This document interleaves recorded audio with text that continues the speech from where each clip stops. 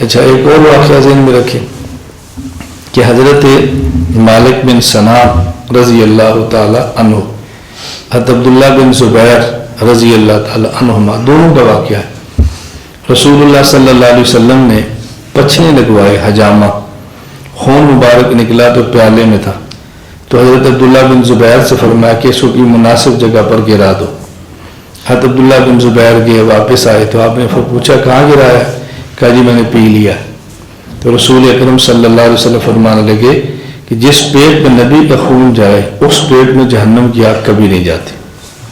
یہ ان کا واقعہ۔ مالک بن سنان کا اور واقعہ ہے کہ غزوہ احد کے موقع پر جو حضور کے دندان زخمی ہوئے تھے تو انہوں نے نبی پاک صلی اللہ علیہ وسلم کے یہاں جو لوہے کی کڑی تھی اس کو نکالا تو خون جو نکلا تو انہوں نے پی لیا۔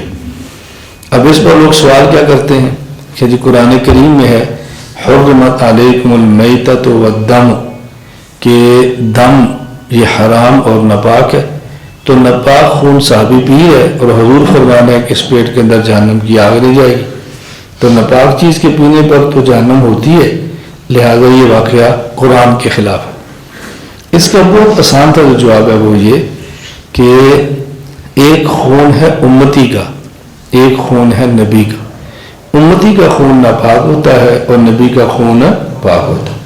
تو حضرت نے جو خون پیا تھا وہ نبی کا پیا تھا، امتی کا نہیں تھا۔ امتی اور نبی کے خون میں فرق ہے۔